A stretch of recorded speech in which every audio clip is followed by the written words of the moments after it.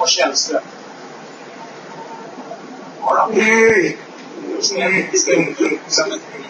Källström. Han bryter på slingsen, men Källström stoppar i alla fall en tysk kontringsmöjlighet. Det är nästan att skulle vara en annan på det. Han säger tydligen lite tysk igen.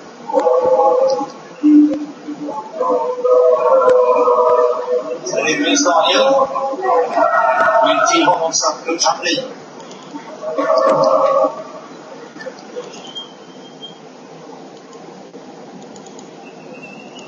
Samma som Stefan Björn och Tyskland.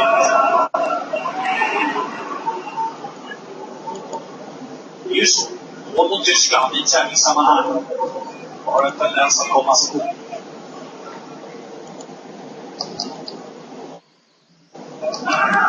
Kan du komma lite närmare kylen där? Du fick så med sig den där. Är det Martin Olsson istället?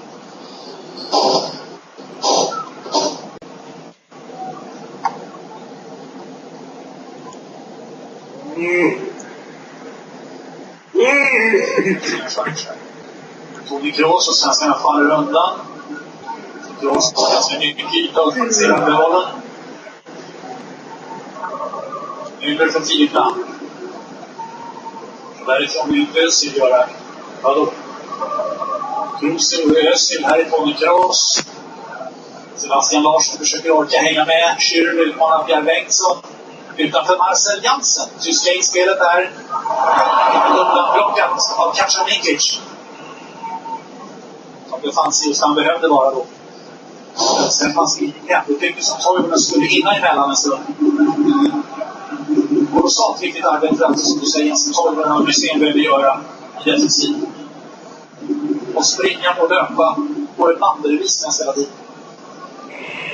Kroos, en passning i tid, mycket bra till och med för Lahm. Sätter upp för Bastian Schweinsteiger. Han fortsätter ha det dåliga siktet och inte gör det Sverige mot.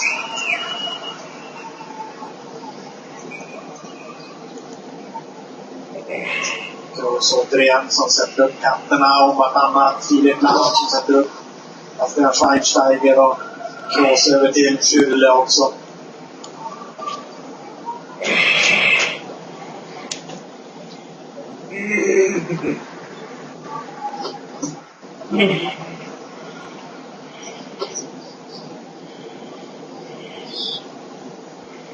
Nu är alltså läget inför Leoflottningen då vid vänsterspalten. Om det här står sig kommer Lotta som de i högerspalten om en knapp vecka.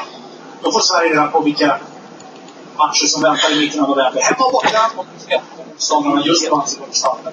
Men för att det där ska stå sig så krävs det att Sverige åtminstone tar poäng av Tyskland. Yeah. Just nu är det faktiskt tekniskt. Schweinsteiger i spelet. Fick titta Bengtsson.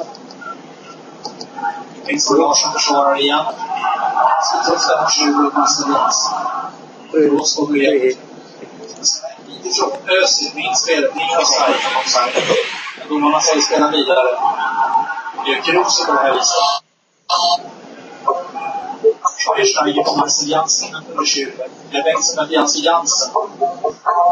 Özil smygs ut. Linus Öster. Müller är det korta alternativet. Medan svenskarna håller ordning på positionerna i straffområdet. Han väntar in Bastian Schweinsteiger, men blir stressad. Och då kan Toivonen ta undan bollen. Men faktiskt på att tänka alldeles för lite. Aj. Thomas Müller för tyskarna och där borta. Hörna för 4:e gången för Tyskland sen Pierre Bengtsson rensar.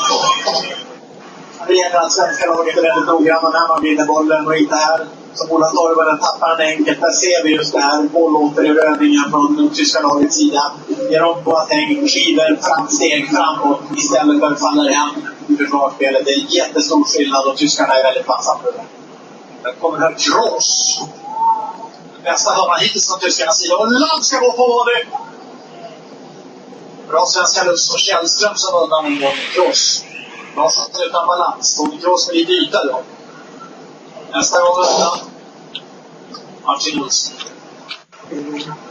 och som kan släppa sig upp och klara den här första halvleken. Ja, så är det verkligen nu. Sverige behöver ut och få lite direktiv. Hämta andan och plocka bort en del av tyskarnas precisionschansningar till mitt. Och ligger på. Skilvet. Den är långt den där. Jag sa då. Alltså det man märker är att nu börjar svenska laget vara riktigt trötta av allt det här springa och jaga bollgrejen. Och det som händer då är liksom att backlinje och mittfält börjar lite tappa sina positioner. Så en mittfältare hamnar i backlinjen och lite det blir allmänt utav